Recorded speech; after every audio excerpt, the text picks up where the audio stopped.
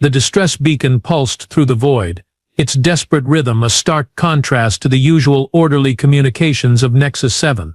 I, Sixtal, third diplomatic attaché to the Galactic Council, was unfortunate enough to be on communication duty when it arrived. "Oh, splendid," I muttered to my console. Another human emergency requiring immediate attention. The council chamber erupted into its typical chaos when I forwarded the signal. Representatives from 17 species gesticulated with various appendages, their translator modules struggling to keep pace with their agitation. "We cannot ignore a distress call," insisted Ambassador Tekel of the Phyrexian Collective, always the bleeding heart. Ambassador Vorks, a massive gelatinous blob from Rigel, quivered dramatically. "The last time we responded to humans, 3 of my cousins returned with what they called practical jokes embedded in their membranes." I couldn't help but snort. Those jokes had been hilarious, though I'd never admit it. Council Chairperson Zezrik fluttered her wing membranes for silence. "The treaty obligations are clear. We must send assistance." "Send the Cartosians," someone suggested. "They're expendable." "We heard that," hissed the Cartosian delegate. I tapped my datapad, projecting the colony's specifications. Nexus 7 houses 15,000 humans, their primary export being specialized minerals, and apparently trouble. Laughter rippled through the chamber, quickly silenced by Zezrik's glare. "The environmental conditions alone have defeated 3 rescue attempts," I added, enjoying their discomfort. "Perhaps we need specialists." The chamber fell silent as my implications sank in. "You can't possibly suggest," began Vorks. I smiled with all 4 rows of my teeth.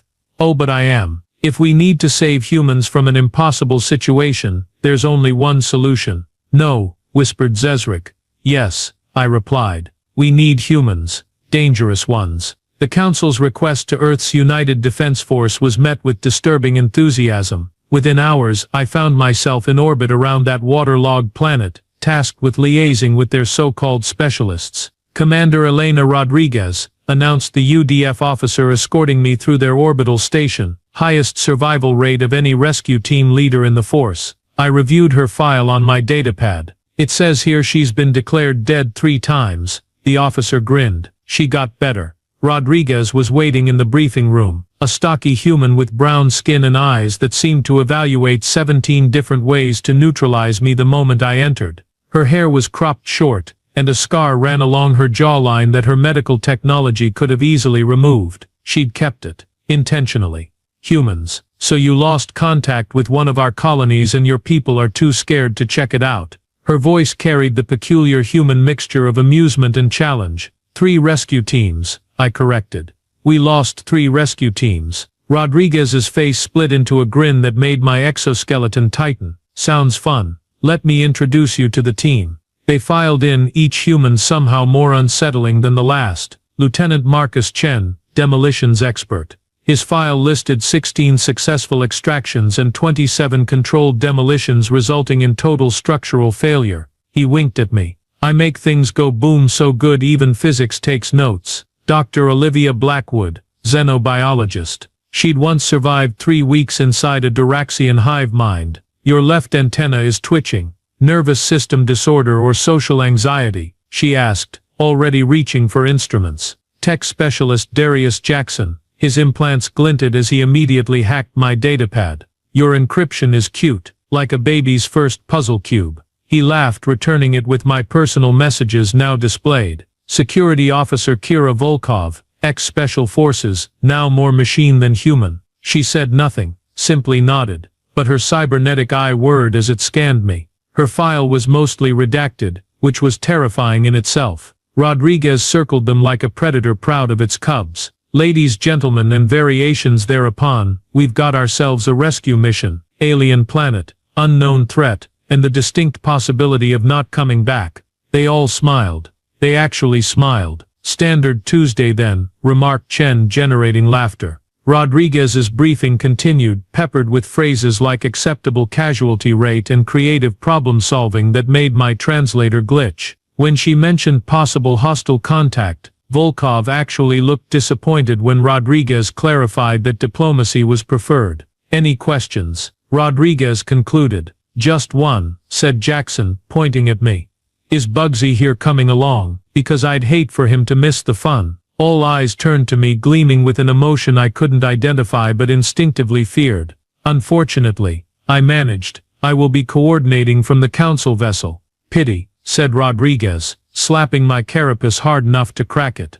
We'll try to bring you back a souvenir. From their laughter, I suspected that souvenir might be my nightmares. Back aboard the council vessel, I facilitated the official briefing. The humans lounged in chairs designed for Arcturian physiology, looking absurdly comfortable in furniture that should have been torturous. Nexus 7 went dark approximately 32 planetary rotations ago, explained Council Representative Mubak, her tentacles nervously coiling. The last transmission mentioned anomalous energy readings and unusual psychological effects among colonists. Rodriguez leaned forward. Define unusual, mass hallucinations, temporal disorientation, reports of colonists seeing deceased relatives walking the perimeter. Sounds like college, said Chen, generating snickers from his teammates. Mubak blinked all 7 eyes in confusion. The planet itself presents numerous challenges. Gravity fluctuations, atmospheric toxicity and temperature variations between extremes. Jackson yawned theatrically. So basically Cleveland. More laughter. I was beginning to understand why some species found humans physically painful to be around. 3 rescue teams have failed to return, I added severely. The Flaxian Elite Guard, Zeridian Scouts, and Quantum Mechanists all disappeared without a trace. Volkov finally spoke, her voice low and modulated. Those are all telepathic or hive mind species. Did anyone think to send individuals with actual mental privacy? The silence that followed was damning. You will be provided with our most advanced environmental suits, continued Mubak hastily. Blackwood was examining the holographic schematics. These wouldn't last an hour in the conditions you're describing. We'll use our own gear. But our technology is far superior. Mubak began. Your technology didn't bring back your rescue teams. Rodriguez interjected. She unfolded a knife from somewhere on her person and began cleaning under her fingernails with it. We'll take your fancy scanners, but the rest stays. The humans then opened the crates they'd brought aboard. I expected advanced weaponry. Instead, I saw primitive projectile weapons, bladed instruments, and explosive devices that looked dangerously unstable. These are archaic. I couldn't help commenting. Chen patted what appeared to be a simple metal tube with affection. Sometimes the old ways are best. No AI to hack, no power cells to fail. Just good old-fashioned violence, added Rodriguez with a smile that didn't reach her eyes. The universal language. Mubak's tentacles drained of color. Your mission is to locate survivors and determine what happened, not to engage in violence. Rodriguez's laugh was sharp enough to cut. Have you ever been on a rescue mission, Representative? Well, no, but, then with all due respect, shut up and watch how dangerous humans do impossible things. The 6-day journey to Nexus 7 proved more harrowing than anticipated, not from space anomalies or technical failures, but from sharing confined quarters with humans. What are they doing now? Whispered Navigator Flick as we observed the crew lounge through security feeds. The humans sat around a small table, tossing small rectangular papers at each other and occasionally shouting in triumph or dismay. I believe it's called poker, I replied. A ritualistic competition involving calculated deception and resource allocation. They're lying to each other. For entertainment. Exactly. Every day brought new baffling behaviors. Rodriguez and Volkov engaged in violent physical combat that they called sparring, leaving bruises they wore like decorative markings. Chen dismantled and reassembled explosive devices with alarming speed while humming discordant melodies. Blackwood dissected a meal provided by our nutritional synthesizers, declaring it fascinating garbage before consuming it anyway. Most disturbing was Jackson, who had somehow befriended our ship's AI. The two engaged in what they termed philosophical debates that left the AI questioning its primary directives and using human slang. The humans are corrupting NovCom, complained Chief Engineer Zilp. It asked me if I was vibing with the journey this morning. Better than last week when it only spoke in what Jackson called woob speak. I reminded him. On the 4th day, a critical coolant system ruptured. Our engineers estimated 3 days for repairs, meaning certain mission failure. The humans, overhearing, exchanged glances. Mind if we take a look? Rodriguez asked innocently. Against my better judgment, I permitted it. 30 minutes later Jackson emerged from the access tunnel, covered in blue fluid. Fixed it. Had to bypass the secondary regulator and splice the tertiary backup directly into the primary cooling matrix. With what? Demanded Zilp. Jackson shrugged.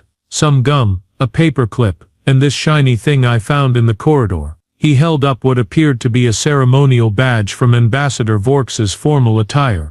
That's impossible, Zilp sputtered. That system requires precision molecular alignment. Yeah, well, we improved it too. Should run about 30% more efficiently now. Sure enough, diagnostics confirmed his claim. The engineers huddled around the schematics, making frantic notes. Later, in my private quarters, I reviewed historical records of human innovation. Their technological progression from primitive tools to space travel had occurred in a fraction of the time required by other species. Computer, I asked tentatively, why are humans so different? Nevcom, its voice now carrying disturbing inflections, replied, because they're crazy, dude. Absolute chaotic legends, and I'm kinda here for it. I made a note to have the AI purged upon our return, if we returned. That's not a storm. That's atmospheric warfare, remarked Rodriguez, gazing at the viewscreen displaying Nexus 7. The planet roiled beneath us, massive lightning storms crackling across its surface. Energy readings fluctuated wildly. Gravity sensors blared warnings, and our ship groaned as the outer hull experienced unexpected strain. We cannot achieve stable orbit, announced the pilot. Landing is impossible. I expected disappointment from the humans. Instead they looked excited. Guess we're doing this the fun way, Rodriguez said, turning to her team. Drop pods. Drop pods. They agreed in unison, with expressions that could only be described as gleeful. Our engineering team, still traumatized from the coolant system incident, watched in horror as the humans modified our evacuation pods. They stripped out safety redundancies, added propulsion systems salvaged from maintenance drones, and installed what Chen described as bounce technology, but looked suspiciously like explosive charges. You cannot be serious, I protested. These modifications violate 17 safety protocols. Safety protocols are for people who lack creativity, replied Rodriguez, patting my carapace in that painful way humans mistake for comfort. We'll be fine. The mortality calculation exceeds 93%. Never tell me the odds, muttered Jackson, which generated inexplicable laughter from his teammates. The launch sequence was a masterclass in controlled chaos. The pods ejected violently, tumbling through the electrical storm. My monitoring systems tracked their descent with growing alarm as they entered a gravitational eddy that should have crushed them instantly. Instead, I watched Rodriguez's pod deploy some kind of electromagnetic field that interacted with the lightning, creating a slipstream effect. The others followed, riding the energy wave like aquatic mammals in oceanic currents. Then all 5 pods exploded. My exoskeleton froze in horror. The bridge fell silent. Even NVIFCOM ceased its newly acquired humming. Signal acquisition, reported the communications officer suddenly. Ground team comm link activated. Told you the bounce tech would work, came Chen's voice, punctuated by what humans call laughter but sounds like respiratory distress. Define work, responded Blackwood. I'm hanging upside down from a tree that shouldn't exist in this ecosystem. At least you landed in something soft, complained Jackson. I'm in what appears to be colonist sewage processing. Stop whining. Cut in Rodriguez. Volkov. Status. Perimeter secure. 3 broken ribs. Minimal blood loss. Ready to proceed. I leaned into the communication array. You're all alive. How? Controlled demolition, explained Chen casually. Blew the pods at exactly the right moment to disperse the kinetic energy. Then the bounce tech absorbed the landing impact. Mostly. Well, we're not dead, Rodriguez replied, as if this constituted a complete success. We've made landfall approximately 2 kilometers from the main colony complex. Initial readings show no life signs, but significant energy fluctuations underground. Over the next hour, they established a base camp with efficiency that would impress military strategists. They navigated through environmental hazards that our sensors could barely quantify, treating toxic atmospheric pockets and gravity wells like minor inconveniences. Through helmet cameras, We observed the colony, buildings intact but abandoned, equipment still functioning, yet no signs of struggle beyond a few overturned furniture pieces. It's like they just walked away, observed Blackwood, examining a meal half-eaten, now fossilized by time. Or were taken, added Volkov, pointing to footprints that led to solid walls and disappeared. Rodriguez checked her primitive projectile weapon. Jackson, tap into the colony systems. Blackwood, analyze these residue samples. Chen, find us a way underground. Volkov, watch our backs. And what will you do, Commander? I asked through the comm. She grinned into her helmet camera, knowing I was watching. I'm going to do what humans do best in impossible situations, which is improvise. Found something, Jackson announced 6 hours into the exploration. He'd interfaced with a terminal in what appeared to be the colony's research center. They were excavating before communication stopped. Looks like they uncovered some kind of structure about 40 meters below the surface. The terminal displayed schematics of an object unlike any known technology, curves and angles that seemed to shift even as static images. That's wrong, Chen said, tilting his head. It hurts to look at. Fascinating, countered Blackwood, leaning closer. The geometry violates several laws of physics. No wonder they were excited. Rodriguez pointed to a section of the excavation logs. They started reporting incidents 3 days after discovery. Hallucinations, mood alterations, crew conflicts, classic haunted ancient alien artifact scenario. Jackson quipped, earning reproachful looks. What, am I the only one who watches movies? Through their helmet feeds, I observed data fragments recovered from the colony's systems. The artifact emitted energy patterns that matched nothing in Council databases, which was concerning given our million-cycle history of cataloging phenomena. We need access to the excavation site, decided Rodriguez. They found the entrance sealed with security measures that should have been impenetrable. Jackson bypassed them in minutes, muttering about amateur hour encryption. The descent into darkness triggered memories of childhood warnings about the void spaces between stars. As the humans moved deeper, communications became spotty, their voices breaking into fragments. Energy readings are off, you see that. I swear it, just hold formation, don't wander. From what little I could piece together, they had reached a chamber larger than preliminary scans suggested, large enough to contain a small vessel. In the center sat the artifact, a geometrically impossible object approximately 3 meters in diameter, pulsing with energy that distorted their camera feeds. It's beautiful, came Blackwood's voice, unusually dreamlike. It's dangerous, countered Rodriguez. Look at the walls. The camera panned to reveal humanoid shapes embedded in the chamber walls, colonial researchers frozen in expressions of terror. Communications stabilized momentarily as Blackwood examined readings from her instruments. This thing is feeding on psychic energy, specifically fear. The missing alien teams were probably consumed instantly due to their telepathic nature.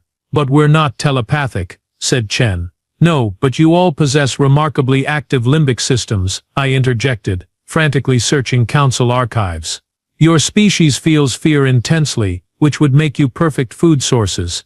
Then why aren't we wall decorations yet? Asked Volkov, gesturing to their frozen predecessors. Blackwood's laugh came through clearly despite the interference.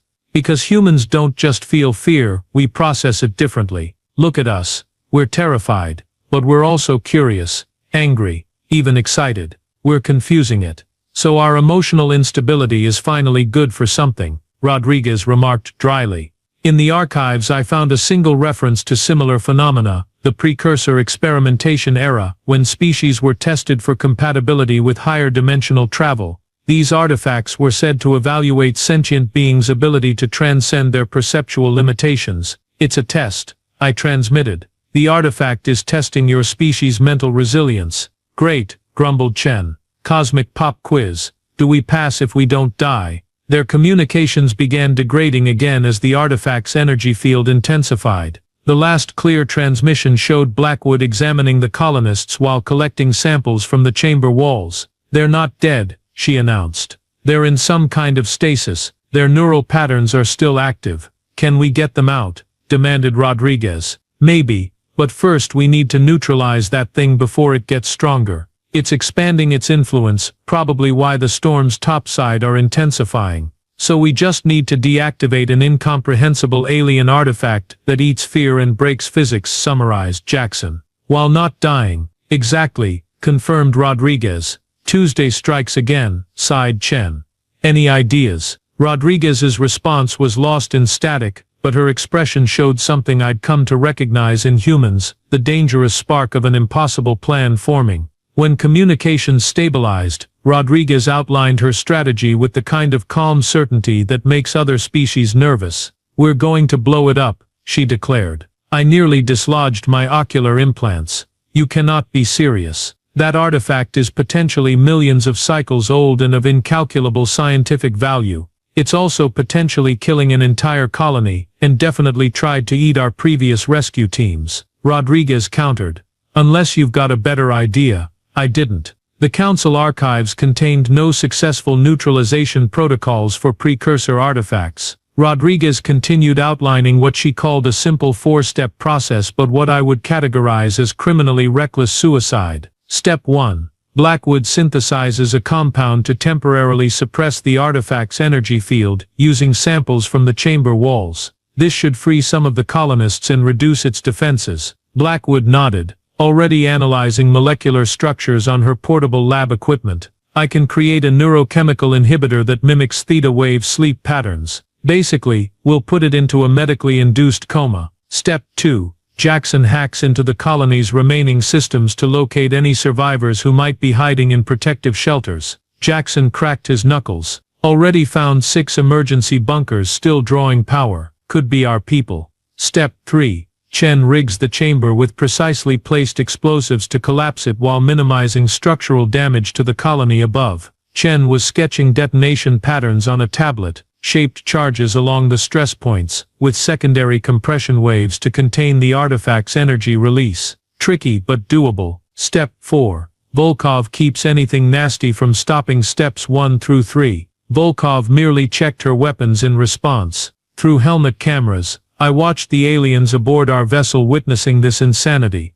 Captain Craddock's mandibles were clicking in distress. This plan is impossible. The energy readings alone would, with respect, Captain. I interrupted. Impossible seems to be these humans' specialty. Rodriguez smiled at the camera. Sixtel gets it. And what will you be doing during this chaos? I asked. I'll be the bait, she replied simply. The artifact feeds on fear. I'll give it something to chase while the team works. That's suicide, I protested. Probably, she agreed with disturbing cheerfulness. But I've died before. Didn't stick. The team began preparations with the efficiency of predators. They moved through the colony collecting supplies, converting everyday items into specialized tools, and bickering like family members rather than professionals facing likely death. Remember, Rodriguez told them as they prepared to return to the chamber, if this goes sideways, standard protocol applies. They nodded solemnly. What standard protocol? I had to ask. Chen grinned into his camera.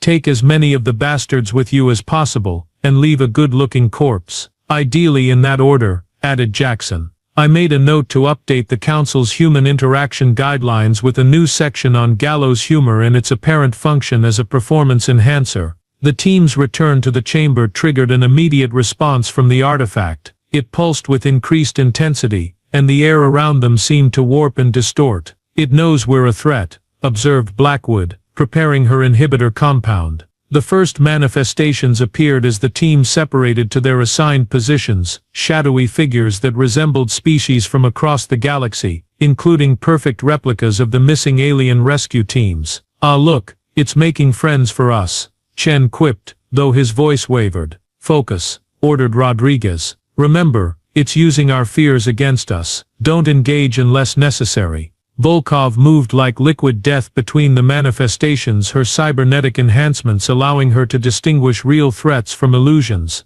When one creature lunged at Blackwood, Volkov severed its connection to the artifact with a precision slash of her combat blade. Behind you, I warned as another manifestation formed. I see it, she replied calmly, before addressing the creature directly. You look like my drill sergeant from Basic. He was scarier. The creature actually hesitated. Meanwhile, Jackson had located the emergency bunkers and was attempting to establish communication. Found them, 17 colonists sealed themselves in with some kind of psionic shielding. Clever bastards created a Faraday cage for brainwaves. Chen was placing explosives with surgical precision, whistling a tune that my translator identified as, "It's the end of the world as we know it." The inappropriate musical selection somehow made the scene more disturbing. "Time check," called Rodriguez, who was circling the artifact, deliberately drawing its attention. "Inhibitor ready in 2 minutes," replied Blackwood. "Charges set in 3, added Chen. "Survivors notified to brace for extraction," Jackson confirmed. That's when everything started unraveling. A massive energy surge from the artifact collapsed part of the chamber ceiling. Chen was nearly crushed but rolled away, losing his detonator in the process. Jackson's connection to the survivors cut out. Blackwood's synthesis equipment cracked, leaking precious compounds. "Adapt and overcome," ordered Rodriguez, unnervingly calm. "Chen, manual detonation." "That's a one-way trip," he protested. "I'll do it," she countered. "Inhibitor stabilizing," warned Blackwood. "Without proper containment, whoever delivers it will be affected too." Rodriguez made a decision that stunned even her team. "New plan. I'll take the inhibitor directly to the artifact's core and plant the remaining charges. Jackson, get those colonists out through the emergency evac tunnels. Everyone else, maintain distance." "Commander, no," began Volkov. "That's an order." Rodriguez's voice was steel. She took the inhibitor and the remaining explosives, then looked directly into her camera. "Zixtal, if this works, tell the Council that humans don't abandon our own, even when it's stupid." Before anyone could stop her, Rodriguez charged toward the artifact, dodging manifestations with impossible agility. As she reached it, the artifact's surface rippled, opening like a mouth. "Oh no you don't," we heard her say. "I've seen this movie. The monster doesn't win." She plunged inside with the inhibitor and explosives. The chamber erupted in blinding light. The team was thrown backward by the shockwave. For 17 excruciating seconds, all communications went dark. Then Chen's voice, incredulous. "The colonists are coming out of the walls. They're alive," Blackwood confirmed. "The stasis field is collapsing, vital signs stabilizing in all subjects." "What about Rodriguez?" demanded Volkov.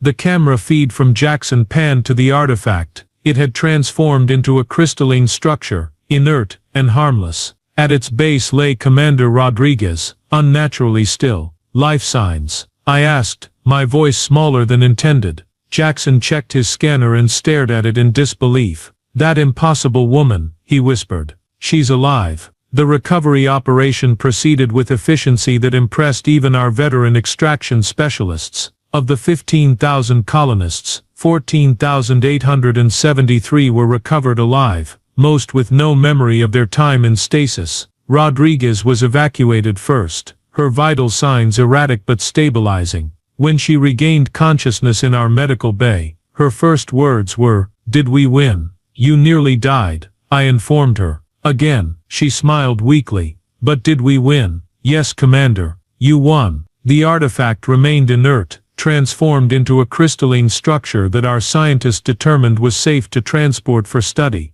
Preliminary analysis suggested it had indeed been a test, one the humans had passed by demonstrating both fear and the ability to overcome it. 5. The Galactic Council convened an emergency session upon our return. I presented my findings with what I felt was appropriate gravity. The humans did not merely survive where our best teams failed, I concluded. They succeeded because of the very traits we find most unsettling, their emotional volatility, their irreverence toward danger, and their willingness to sacrifice for others. Ambassador Vorks quivered in disagreement. They were reckless. They damaged a priceless artifact. They saved nearly 15,000 lives, countered Ambassador Tekel. Council Chairperson Zizrik's final ruling was unprecedented. In recognition of their unique capabilities, human specialists will now be considered primary responders for similar scenarios. Rodriguez, watching from a hover chair due to medical restrictions, leaned toward me. "Did we just get promoted to the galaxy's emergency responders?" "I believe so," I replied. She laughed that unsettling human laugh. "Told you we'd bring back a souvenir." 6 months after the Nexus 7 incident, I find myself in the unprecedented position of Earth's official ambassador to the Galactic Council. The promotion was not entirely voluntary. Apparently surviving proximity to human problem-solving qualifies me as an expert in interspecies relations. It's not without benefits. My new office overlooks Earth's Pacific Ocean, a body of water so vast and temperamental it perfectly symbolizes humanity itself. Commander Rodriguez and her team have become something of a legend among Council species. Their exploits on Nexus 7 have been translated into 17 languages, with varying degrees of accuracy. The Flaxian version portrays them as divine beings, which Rodriguez finds hilarious and exploits mercilessly when negotiating with their diplomats. The Council has established a new emergency protocol, officially designated Contingency Response 104H, but colloquially known throughout galactic communication channels as Send Humans. When conventional approaches fail, when the situation defies standard risk assessment, the call goes out for those peculiar bipeds with their contradictory emotions and inexplicable ability to thrive in chaos. The artifact from Nexus 7 yielded its secrets under careful study. It was indeed a test, left by the precursors to identify species capable of joining some greater cosmic community. The humans passed by demonstrating not just physical resilience, but emotional complexity, particularly the capacity to feel fear yet act despite it. "You know what I think," Rodriguez said during our last meeting, her previously broken bones now healed, her eyes already looking toward new horizons. "I think those precursors were looking for the galaxy's problem solvers, the species that doesn't freeze when things get weird. Is that how you see yourselves?" I asked. "The galaxy's janitors," she laughed. "More like the galaxy's emergency responders, the ones who run toward the fire instead of away from it." Yesterday, a distress signal arrived from a mining outpost near the galactic core. The description defied conventional threat assessment. Naturally, I've already called Rodriguez. In the vastness of space, with its infinite dangers and mysteries, one truth has become abundantly clear. When facing the impossible, send humans. They may terrify you, confuse you and violate every safety protocol in existence, but they'll get the job done, preferably with explosions.